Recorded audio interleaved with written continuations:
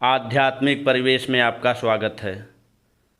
आज हम सुनेंगे श्रीमद् भागवत गीता के अध्याय 13 से लेकर अध्याय 18 तक का संपूर्ण अंश। अर्जुन ने कहा, हे केशव, मैं यह जानना चाहता हूँ कि प्राकृत और पुरुष क्या है और कृष्णराज क्या है। मैं यह भी जानना चाहता हूँ कि सच्चा ज्ञान क्या है और इस ज्ञान का लक्ष्य क्या है। श्री भगवान बोले, हे कौन्तेय, यह शरीर को क्षेत्र कहा जाता है और इसको जो जानता है उसे ज्ञानी जन क्षेत्रज्ञ कहते हैं। हे भारत, तुम मुझे सब क्षेत्रों का क्षेत्रज्ञ ही जानो। जो क्षेत्र और क्षेत्रज्ञ का ज्ञान है वास्तव में वही ज्ञान है, ऐसा मेरा मत है। यह क्षेत्र क्या है, उसके गुण और रूप क्या हैं, उसके विकार क्या हैं तथा वह किन कारणों से है, यह क्षेत्रज्ञ तथा उसकी क्षमता क्या है, यह सब संक्षेप में मुझसे सुन। यह क्षेत्र और क्षेत्रज्ञ का तत्व ऋषियों द्वारा वेदों की ऋचाओं में बहुत विस्तार से कहा गया है। यह भली भांति निश्चयपूर्वक तर्कपूर्ण और ब्रह्मसूत्र के पदों द्वारा भी वैसे ही कहा गया है। 5 महाभूत, अहंकार, बुद्धि, अव्यक्त, 5 इंद्रियां और 1 मन तथा इंद्रियों के 5 विषय, इच्छा, द्वेष, सुख दुख, यह शरीर, चेतना और संभाव, संक्षेप में एक क्षेत्र और उसके रूप हैं। अपने में श्रेष्ठता का भाव न होना, दिखावटीपन न होना, अहिंसा, क्षमा, सरलता, गुरु की सेवा, शुद्धि, स्थिरता और मन का वश में होना, इंद्रिय भोग में लिप्त न होना, अहंकार का न होना, जन्म, मृत्यु, वृद्धावस्था तथा रोगों में दोषों को देखना, लगाव रहित होना, पुत्र, पत्नी, घर आदि से बहुत अधिक जुड़ा न होना, अनुकूल और प्रतिकूल परिस्थितियों में चित्त का निरंतर समान रहना, अनन्य योग के द्वारा अटल भक्ति का होना, एकांत स्थान में रहने का स्वभाव होना और जन समुदाय में रुचि न होना, आध्यात्म ज्ञान का नित्य प्रयोग करना और तत्व ज्ञान को पूर्णता से समझना, यह तो ज्ञान है, किंतु जो इसके अतिरिक्त है वह अज्ञान है। अब मैं उस ज्ञेय को स्पष्ट करूँगा जिसे जानकर मनुष्य अमरता का अनुभव करता है। वह अनादि परम ब्रह्म है। वह न तो सत कहलाता है और न ही असत। वह सभी जगह स्थित है तथा उसके हाथ, पैर, नेत्र, सिर, मुंह और कान इस संसार में सब जगह मौजूद हैं। वह सब इंद्रिय गुणों का मूल स्रोत होते हुए भी सभी इंद्रियों से रहित है। वास्तव में वे आसक्ति रहित और सबका भरण पोषण करने वाला है। वह गुणों से रहित और गुणों का भोक्ता भी है। वह सब प्राणियों के बाहर, भीतर और सक्रिय निष्क्रिय में भी है। वह अत्यंत दूर तथा पास भी है। वह इतना सूक्ष्म है कि उसे जाना भी नहीं जा सकता। वह स्वयं एक रूप होते हुए भी सभी प्राणियों में अलग अलग स्थित है। वह सभी प्राणियों को उत्पन्न करने वाला, भरण पोषण और संहार करने वाला है। वह ज्योतियों का भी ज्योति और अज्ञान रूपी अंधकार से परे कहा जाता है। वह चैतन्य स्वरूप, ज्ञेय और ज्ञान के द्वारा जानने योग्य है। वह सभी के हृदय में स्थित है। इस प्रकार मैंने क्षेत्र अर्थात शरीर, ज्ञान और ज्ञेय को संक्षेप में कहा है। मेरा भक्त इस तत्व को जानकर मेरे स्वरूप को प्राप्त हो जाता है। प्रकृति और पुरुष, इन दोनों को तुम अनादि ही जानो। तुम यह भी जानो कि सभी विकार, राग, द्वेष और गुण सत्व, रजो, तमो प्रकृति से उत्पन्न होते हैं। शरीर और इंद्रियों के उत्पन्न होने का कारण प्रकृति ही है। पुरुष को सुख और दुख के भोगने का कारण कहा जाता है। प्रकृति में स्थित पुरुष प्रकृति से उत्पन्न गुणों को भोगता है। इन गुणों के कारण ही पुरुष उच्च और निम्न योनियों में जन्म लेता है। इस शरीर में जीवात्मा अर्थात परमात्मा का ही स्वरूप है। वह इस शरीर, मन और बुद्धि द्वारा होने वाले सभी कार्यों से संबंध रहित है।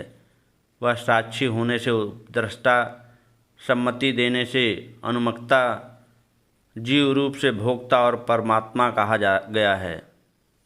इस प्रकार पुरुष को और गुणों से सहित प्रकृति को जो मनुष्य तत्व से जानता है, वह सब प्रकार से कर्म करता हुआ भी पुनः जन्म नहीं लेता। कोई मनुष्य परमात्मा को हृदय में ध्यान योग द्वारा, कुछ साधक सांख्य योग द्वारा और कई कर्मयोग के द्वारा स्वयं में अनुभव करते हैं।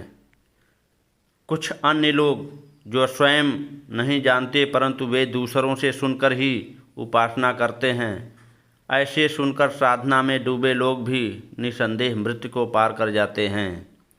हे वर्षारभ, हे कौन्तेय, जितने भी सक्रिय और निष्क्रिय प्राणी पैदा होते हैं उनको तुम क्षेत्र और क्षेत्रज्ञ के सहयोग से ही उत्पन्न हुआ जानो। जो पुरुष नष्ट होते हुए सभी प्राणियों में परमात्मा को नाश रहित और संभाव में से स्थित देखता है, वह वास्तव में सही देखता है। जो मनुष्य सभी जगह ईश्वर को संभाव में स्थित देखता है, वह स्वयं को नष्ट नहीं करता और परम गति को प्राप्त हो जाता है। जो मनुष्य सभी कर्मों को प्रकृति द्वारा किया हुआ देखता है तथा आत्मा को कर्ता के रूप में नहीं देखता, वही यथार्थ को देखता है। जब कोई पुरुष प्राणियों के अलग अलग भावों को एक आत्मा में स्थित देखता है तथा आत्मा से ही इसे विस्तार हुआ जानता है, तब वह ब्रह्म को प्राप्त होता है। हे कौन्तेय, स्वयं अनादि और गुणों से रहित होने से यह अविनाशी और परमात्म स्वरूप आत्मा शरीर में रहते हुए भी न कर्म करती है और न कर्म फल से प्रभावित होती है। जिस प्रकार सब जगह फैला आकाश सूक्ष्म होने के कारण कहीं भी लिप्त नहीं होता, ठीक उसी प्रकार देह में सभी जगह स्थित आत्मा भी कहीं लिप्त नहीं होती। हे भारत, जिस प्रकार एक ही सूर्य सारे संसार को प्रकाशित करता है, उसी प्रकार एक ही आत्मा संपूर्ण क्षेत्र अर्थात शरीर को प्रकाशित करती है। इस प्रकार जो पुरुष ज्ञान दृष्टि से क्षेत्र अर्थात शरीर और क्षेत्रज्ञ अर्थात आत्मा के भेद को तथा कार्य कारण सहित प्रकृति को जानते हैं, वे परम ब्रह्म को प्राप्त होते हैं। श्री भगवान बोले, समस्त ज्ञानों में उत्तम उस परम ज्ञान को मैं पुनः कहूँगा जिसे जानकर सभी मुनिजन इस संसार से मुक्त होकर परम सिद्धि को प्राप्त होते हैं। इस ज्ञान का आश्रय लेकर जो पुरुष मेरे स्वरूप को प्राप्त होते हैं, वे सृष्टि के आदि में जन्म नहीं लेते और प्रलय काल में व्याकुल भी नहीं होते। हे भारत, मेरी विस्तृत ब्रह्मरूप मूल प्रकृति जो गर्भाधान का स्थान है, जिसमें मैं जीव रूप गर्भ का स्थापन करता हूँ, उसी से समस्त प्राणियों की उत्पत्ति होती है। हे कौन्तेय, समस्त योनियों में जितने शरीर उत्पन्न होते हैं उन सब की उत्पत्ति प्रकृति से है और मैं तो मात्र बीज की स्थापना करने वाला पिता हूँ। हे महाबाहो, प्रकृति से उत्पन्न होने वाले सत्व, रजस और तमस, ये तीनों गुण अविनाशी आत्मा को इस शरीर में बांध देते हैं। हे अनग, इन तीनों गुणों से सद्गुण निर्मल होने के कारण प्रकाशमयी और बुराई रहित है। वह मनुष्य को आनंद और ज्ञान से आसक्त कर देता है। हे कौन्तेय, रजोगुण को तुम राग स्वरूप समझो, जिससे तृष्णा और आसक्ति उत्पन्न होती है। वही जीवात्मा को कर्मों की आसक्ति से बांधता है। हे भारत, तमोगुण को तू अज्ञानता से उत्पन्न जान। यह समस्त जीवात्माओं को मोहित करने वाला है, जो प्रमाद, आलस्य और निद्रा से जीव को बांधता है। हे भारत, सद्गुण आनंद से आसक्त करता है, रजोगुण कर्म से बांधता है, किंतु तमोगुण ज्ञान को छुपाकर प्रमाद में लगाता है। हे भारत, रजोगुण और तमोगुण को दबाकर सद्गुण और तमोगुण को दबाकर रजोगुण तथा सद्गुण और रजोगुण को दबाकर तमोगुण बढ़ता है। जब इस देह के समस्त इंद्रिय रूपी द्वारों से ज्ञान रूपी प्रकाश उत्पन्न हो जाए, तब सद्गुण को बढ़ा हुआ जानना चाहिए। हे भारत, रजोगुण के बढ़ने पर लोभ, वासना, चंचलता, कार्य की प्रवृत्ति और अशांति पैदा होती है। हे कुरुनंदन, तमोगुण के बढ़ने पर अंधकार, कर्म से विमुखता, आलस्य, प्रमाद और मोह पैदा होते हैं। जिस समय मनुष्य का सद्गुण बढ़ा हो, यदि उस समय उसकी मृत्यु हो, तो वह स्वर्गलोक को प्राप्त करता है। रजोगुण के बढ़ने पर मरने वाला प्राणी कर्म आसक्ति वाली मनुष्य योनि में जन्म लेता है, तथा तमोगुण के बढ़ने पर मरने वाला प्राणी मूढ़ योनि अर्थात कीट, पशु आदि में जन्म लेता है। श्रेष्ठ कर्म का फल सात्विक और निर्मल कहा गया है। रजस कर्म का फल दुख और तमस कर्म का फल अज्ञान कहा गया है। सद्गुण से ज्ञान उत्पन्न होता है, रजोगुण से लोभ तथा तमोगुण से प्रमाद, मोह और अज्ञान उत्पन्न होता है। सद्गुण में स्थित मनुष्य उच्च लोकों में जाते हैं, रजोगुण में स्थित मनुष्य मध्य में अर्थात मनुष्य लोक में जन्म लेते हैं, और तमोगुण में स्थित मनुष्य निम्न योनि अर्थात कीट, पशु आदि को प्राप्त होते हैं। जब दृष्टा तीनों गुणों के अतिरिक्त किसी अन्य को कर्ता के रूप में नहीं देखता और इन तीनों गुणों से परे मेरे तत्व को जानता है, तब वह मेरे स्वरूप को प्राप्त हो जाता है। यह देही पुरुष जबकि इस शरीर की उत्पत्ति के कारण वाले इन तीनों गुणों को पार कर जाता है, तो वह जन्म, मृत्यु, बुढ़ापा और दुखों से विमुक्त होकर मुझे प्राप्त कर अमर हो जाता है। अर्जुन बोले, हे प्रभु, इन तीनों गुणों से मुक्त हुआ पुरुष किन लक्षणों से युक्त होता है? वह किस प्रकार के आचरण करने वाला होता है और वह किस साधन से इन तीनों गुणों से मुक्त होता है? श्री भगवान बोले, हे पांडव, ऐसा पुरुष जो प्रकाश, कर्म तथा मोह, जो कि सद्गुण, रजोगुण और तमोगुण के प्रभाव से हैं, इनके प्रवृत्त होने पर न तो उससे द्वेष करता है और न ही निवृत्त होने पर इनकी आकांक्षा करता है, जो बेफिक्र होकर गुणों द्वारा विचलित नहीं होता और गुण ही गुण में कार्य कर रहे हैं, ऐसा जानकर जो अपने स्वरूप में स्थित रहता है और उस स्थिति से विचलित नहीं होता, जो मनुष्य सुख दुख में समान रहता है, जो मिट्टी, पत्थर और स्वर्ण को एक समान समझता है, ऐसा ज्ञानी पुरुष प्रिय और अप्रिय तथा निद्रा और प्रशंसा में संभाव रखता है, जो मान और अपमान में संभाव रखता है तथा शत्रु और मित्र को भी समान समझता है, ऐसे सकाम कर्मों का परित्यागी पुरुष गुणातीत कहा जाता है। जो संपूर्ण रूप से भक्ति योग के द्वारा मेरी उपासना करता है, वह शीघ्र ही तीनों गुणों को पार कर मुझ परम ब्रह्म को पाने का अधिकारी है, क्योंकि मैं ही अविनाशी ब्रह्म, अमृत, शाश्वत धर्म और परम सुख का स्वरूप हूँ।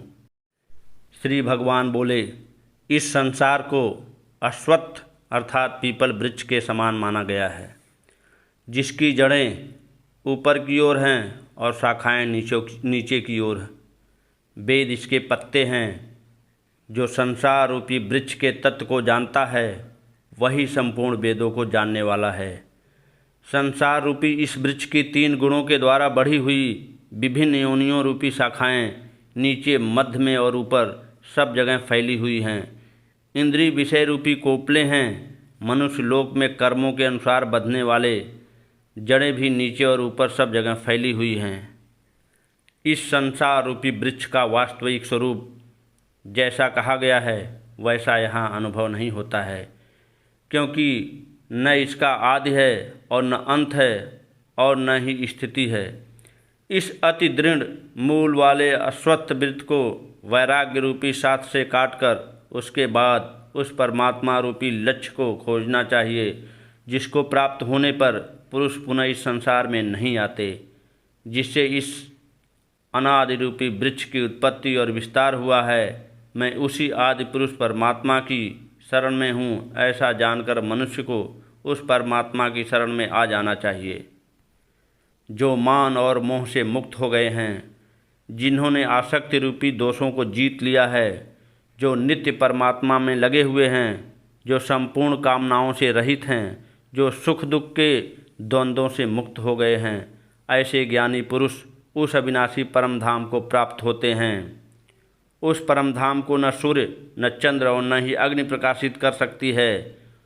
इसको प्राप्त कर जीव संसार में लौटकर नहीं आते। वही मेरा परम धाम है। इस संसार में प्रत्येक शरीर में स्थित जीवात्मा मेरा ही सनातन अंश है।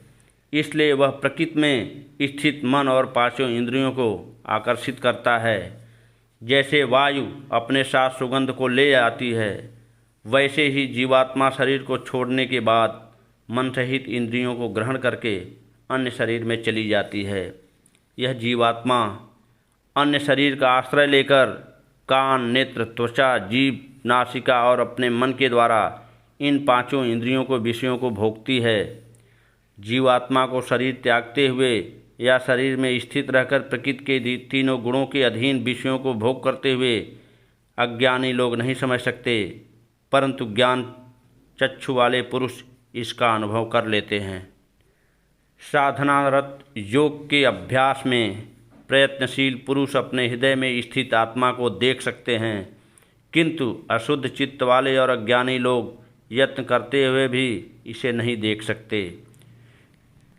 सूर्य में स्थित तेज जो संपूर्ण जगत को प्रकाशित करता है तथा जो तेज चंद्रमा और अग्नि में है, उस तेज को तुम मुझसे ही उत्पन्न हुआ जानो।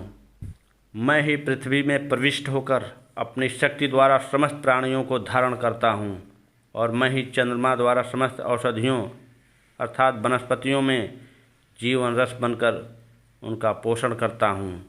मैं ही समस्त प्राणियों के शरीर में पाचन अग्नि के रूप में स्थित हूँ और प्राण वायु और अपान वायु के साथ संतुलन रखते हुए चारों प्रकार के अन्नों को पचाता भी हूँ।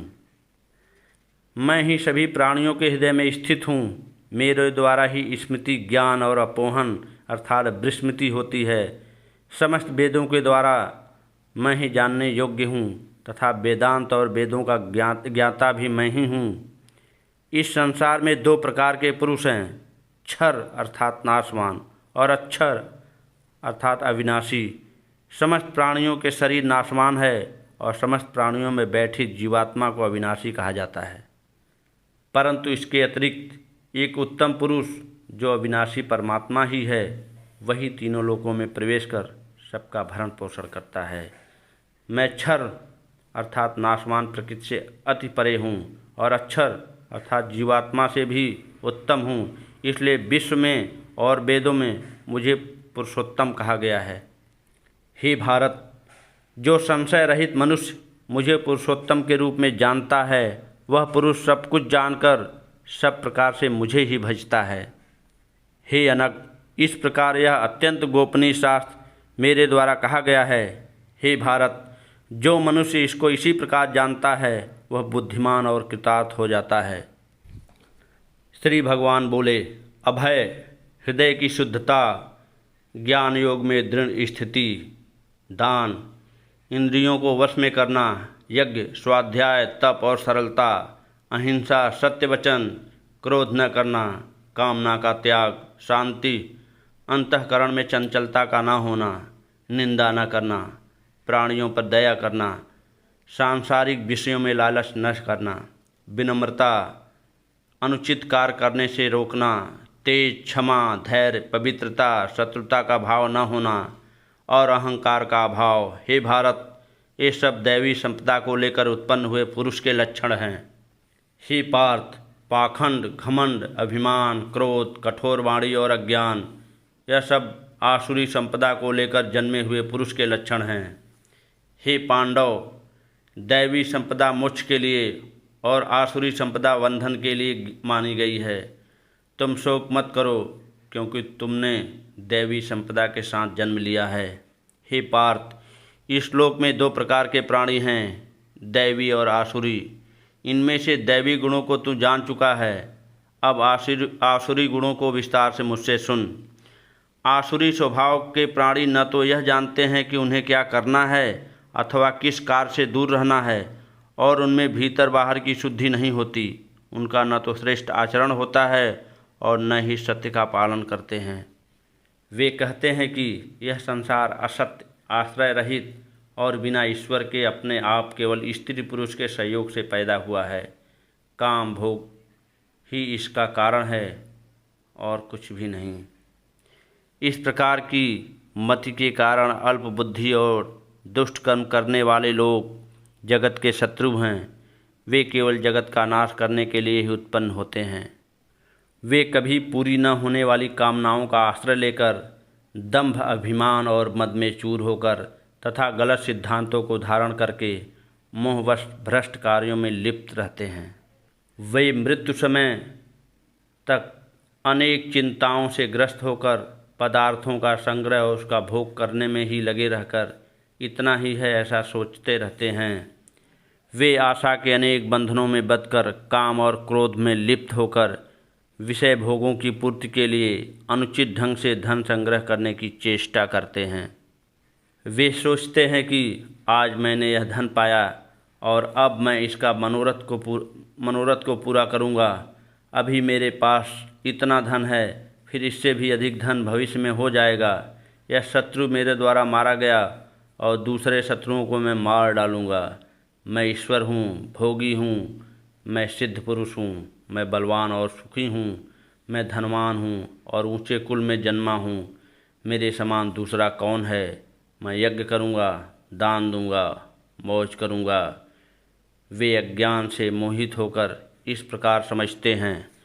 ऐसे अनेक कामनाओं से भ्रमित चित्त वाले विषय भोगों के मोह जाल में फंसकर ये लोग घोर नरक में गिरते हैं।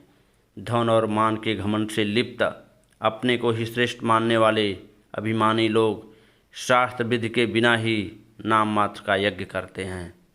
अहंकार, बल, घमंड, काम और क्रोध से ग्रसित आसुरी प्रवृत्ति के मनुष्य दूसरों के शरीर में स्थित मुझ अंतर्यामी के साथ द्वेष रखते हैं। उन द्वेष करने वाले क्रूर कर्मी और तुच्छ मनुष्यों को मैं संसार में बार बार आसुरी योनियों में ही डालता हूँ। हे कौन्तेय, ऐसे मूढ़ पुरुष जन्म जन्मांतर तक आसुरी योनि में ही रहते हैं और मुझे प्राप्त न होकर उससे भी अधिक नीच गति को प्राप्त होते हैं।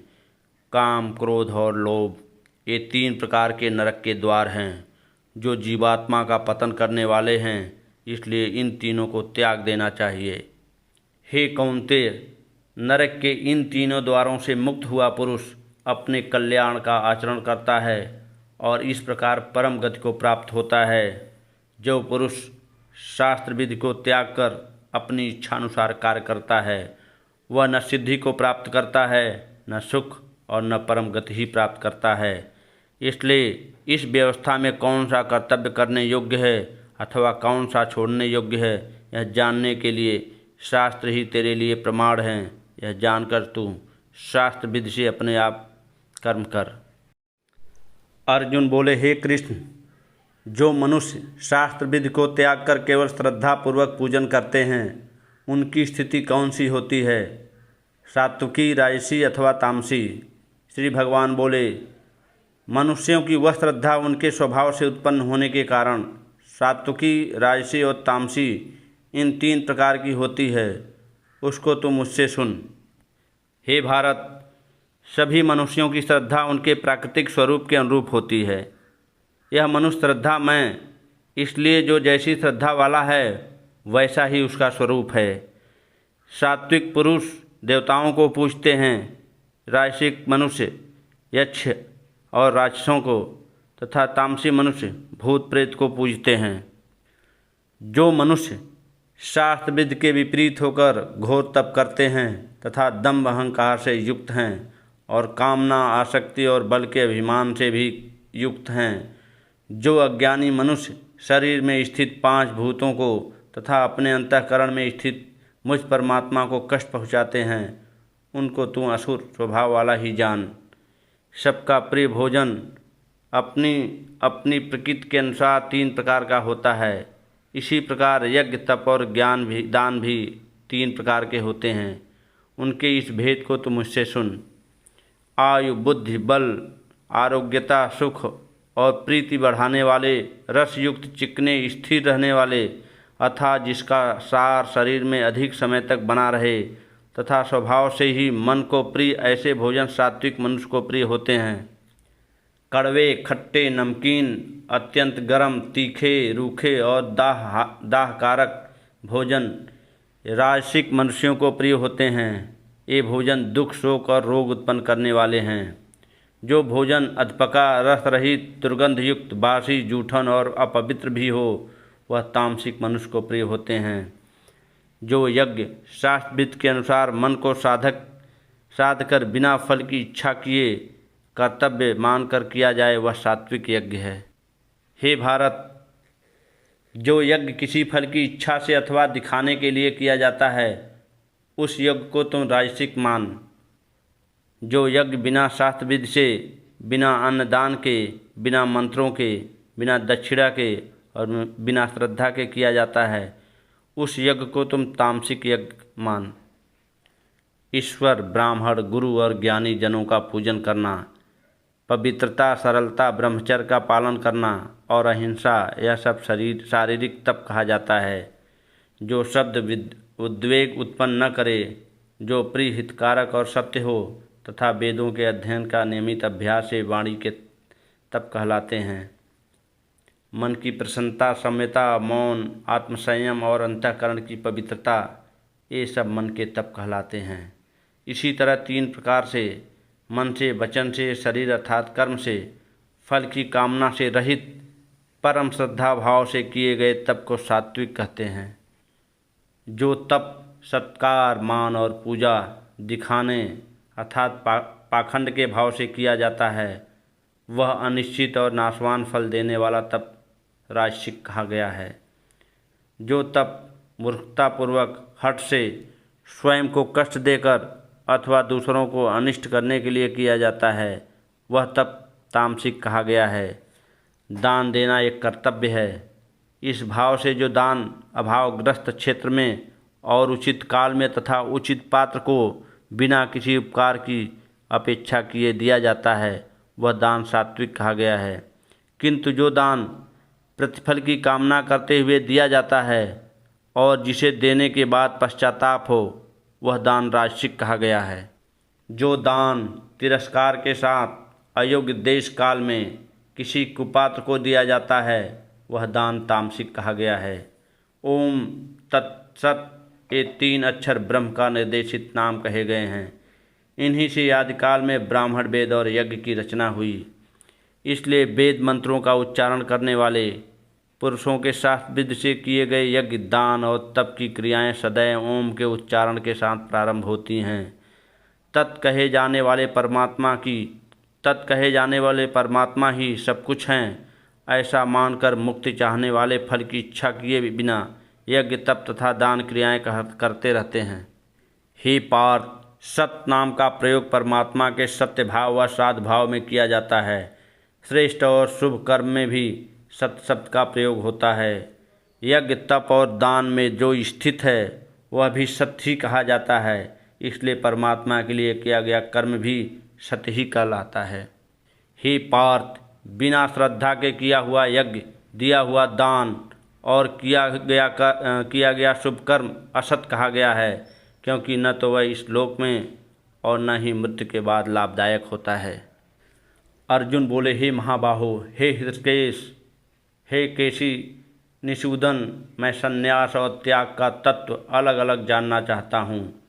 श्री भगवान बोले, कुछ ज्ञानी जन सकाम कर्मों के त्याग को संन्यास कहते हैं और विचारशील जन संपूर्ण कर्मों के फल के त्याग को संन्यास कहते हैं।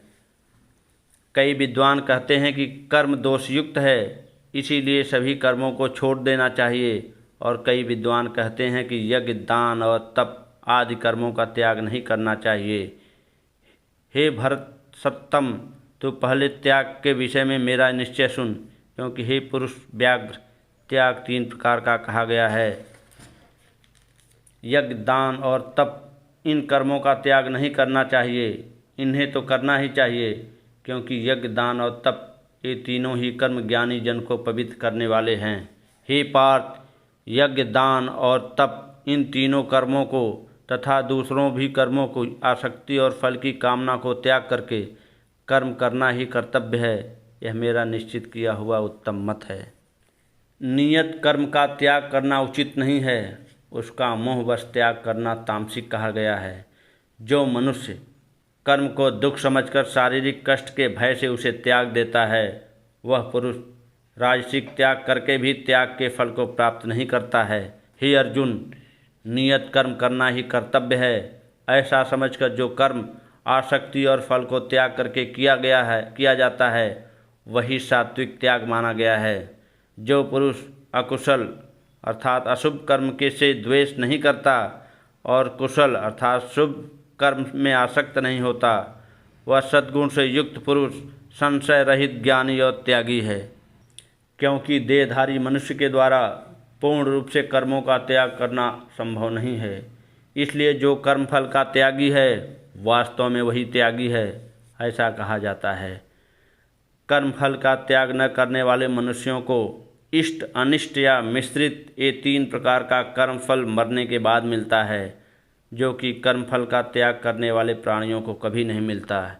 हे महाबाहो, सभी कर्मों की सिद्धि के लिए ये 5 कारण साख्य सिद्धांत में कहे गए हैं, जिनको तुम मुझसे अच्छी तरह समझ। कर्मों की सिद्धि में कर्म करने के लिए आश्रय अर्थात शरीर, कर्ता और अनेक प्रकार की इंद्रियाएं एवं विभिन्न प्रकार की अलग अलग चेष्टाएं तथा 5वां कारण दैव है। मनुष्य अपने शरीर, वाणी और मन से जो भी उचित या अनुचित कर्म करता है, यही इसके 5 कारण हैं। अशुद्ध बुद्धि होने के कारण जो पुरुष केवल शुद्ध आत्मा को ही कर्ता समझता है, ऐसा मलिन बुद्धि वाला ज्ञानी पुरुष सत्य को नहीं देख पाता। जिस मनुष्य में अहंकार का भाव नहीं है और बुद्धि किसी गुण दोष से लिप्त नहीं है, वह पुरुष इन सभी प्राणियों को मारकर भी वास्तव में न मारता है और न पाप से बंधता है। ज्ञान, ज्ञेय और ज्ञाता ये 3 कर्म के प्रेरक हैं और कारण, कर्म और कर्ता ये 3 प्रकार के कर्म संग्रह हैं। गुण संख्या शास्त्र में गुणों के भेद के अनुसार ज्ञान, कर्म तथा कर्ता के 3 भेद कहे गए हैं। इन्हें भी तुम मुझसे यथार्थ में सुनो। जिस ज्ञान से सभी अलग अलग प्राणियों में एक अविनाशी परमात्मा को देखा जा सकता है, उस ज्ञान को तुम सात्विक जानो। जिस ज्ञान से मनुष्य सभी प्राणियों में अलग अलग भावों को अलग अलग जानता है, उस ज्ञान को तुम राजसिक जानो।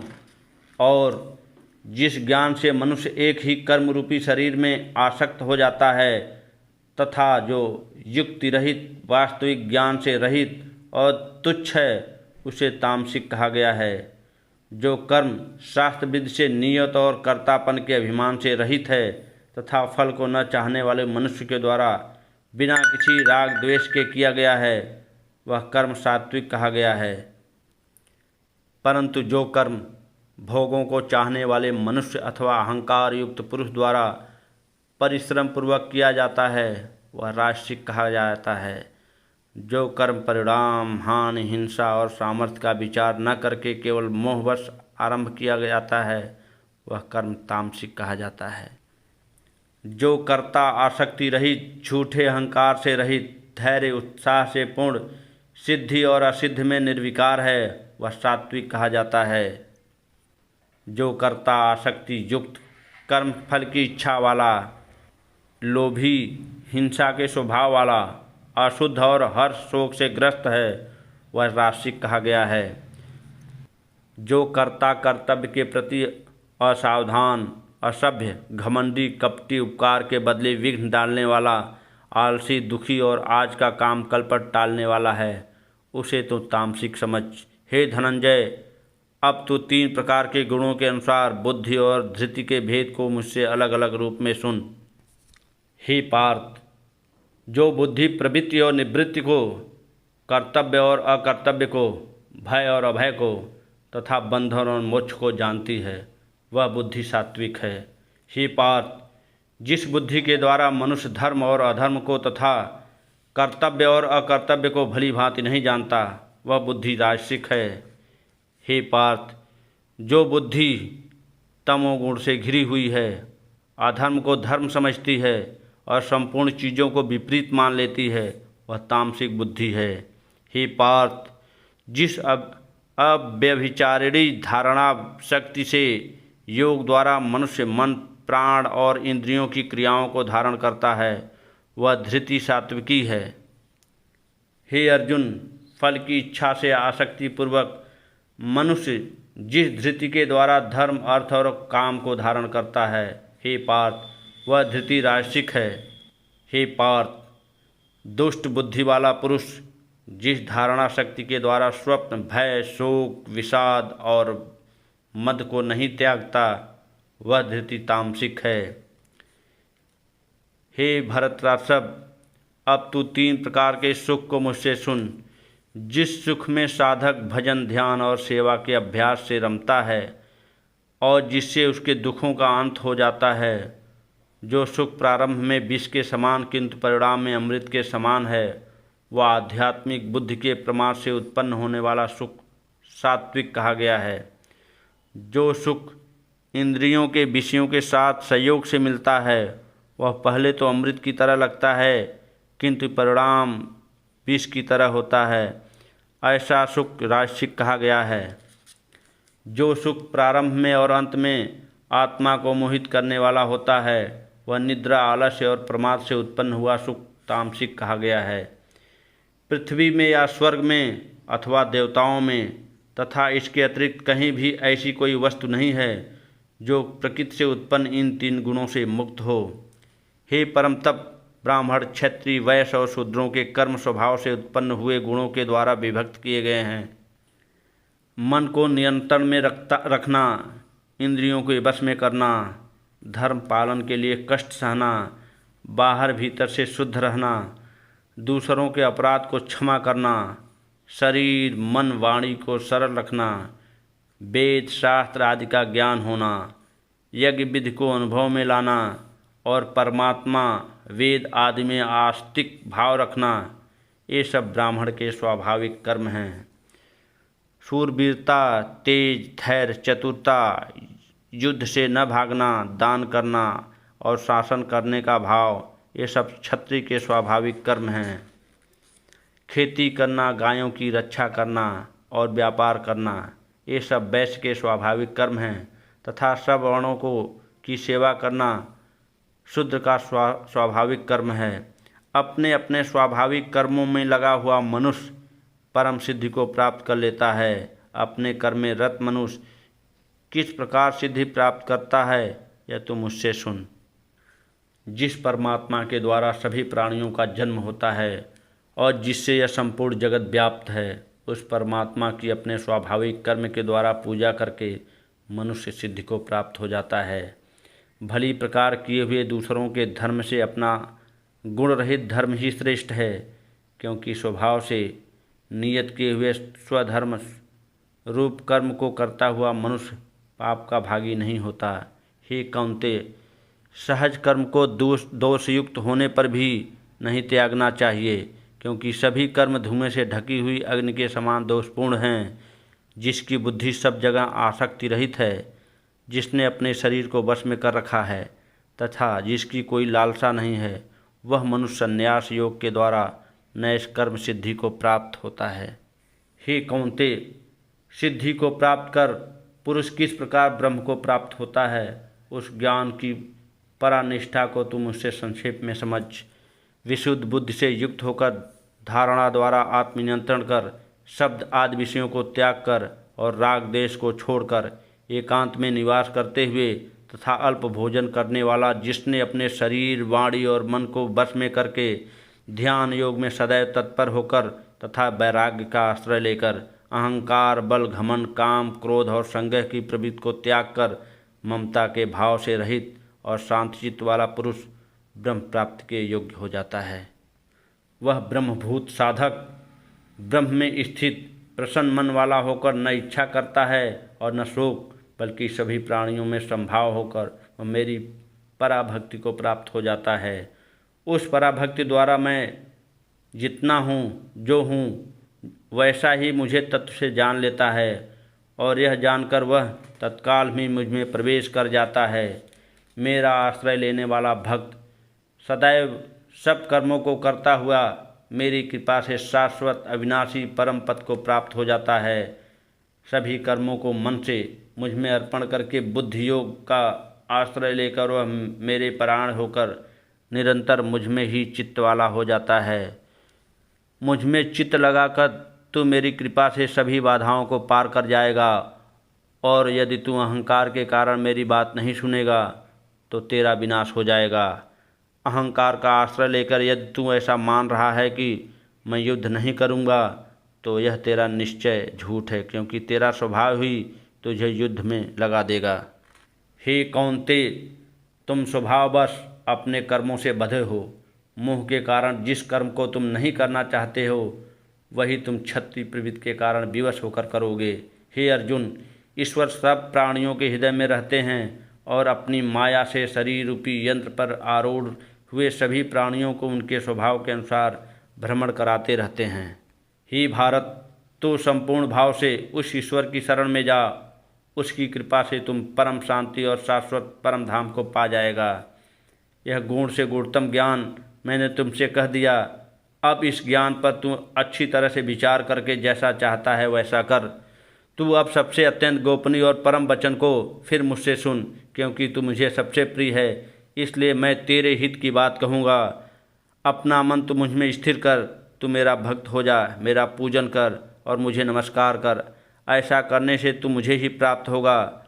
यह मैं तुझसे सत्य प्रतिज्ञा करता हूँ, क्योंकि तू मुझे अति प्रिय है।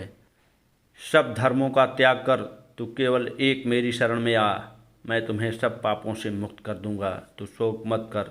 यह गोपनीय वचन न तो अतपस्वी को और न भक्त को ही कहना।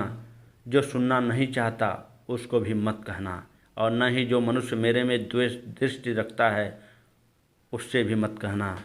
जो पुरुष मेरी परम भक्ति करके इस परम गोपनीय ज्ञान अर्थात गीता ज्ञान को मेरे भक्तों को सुनाएगा वह निसंदेह मुझे ही प्राप्त होगा। मनुष्यों में उससे बढ़कर न तो कोई मेरा अत्यंत प्रिय कार्य करने वाला है और न ही उससे बढ़कर इस पृथ्वी पर दूसरा कोई मेरा प्रिय होगा। जो मनुष्य हम दोनों के इस धर्ममय संवाद का अध्ययन करेगा उसके द्वारा मैं ज्ञान यज्ञ से पूजा जाऊंगा, ऐसा मेरा मत है। जो मनुष्य श्रद्धा युक्त और दोष दृष्टि से रहित होकर इस गीता ग्रंथ को सुन भी लेगा वह संपूर्ण पापों से मुक्त होकर पुण्य कर्म करने वालों के शुभ लोकों को प्राप्त होगा। हे पार्थ, क्या तूने एकाग्रचित होकर मेरे इस उपदेश को सुना? हे धनंजय, क्या तेरा ज्ञान से उत्पन्न मोह नष्ट हो गया? अर्जुन बोले, हे अच्युत, आपकी कृपा से मेरा मोह नष्ट हो गया और मेरी स्मृति प्राप्त हो गई है। अब मैं निसंदेह स्थिर होकर आपकी आज्ञा का पालन करूंगा। संजय बोले, इस प्रकार मैंने भगवान वासुदेव और महात्मा अर्जुन का रहस्यमय और रोमांच करने वाला अद्भुत संवाद सुना। व्यास जी की कृपा से दिव्य दृष्टि पाकर मैंने स्वयं इस परम गोपनीय योग को साक्षात योगेश्वर श्री कृष्ण के मुख से कहते हुए सुना। हे राजन, भगवान केशव तथा अर्जुन के इस पवित्र और अद्भुत संवाद को बारंबार स्मरण करके मैं बार बार हर्षित हो रहा हूँ।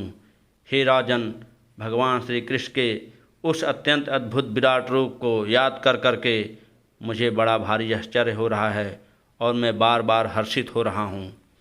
हे राजन, जहाँ योगेश्वर श्री कृष्ण हैं और जहाँ धनुधारी अर्जुन हैं वहीं पर श्री है, विजय है, विभूति और अचल नीति है, ऐसा मेरा मत है।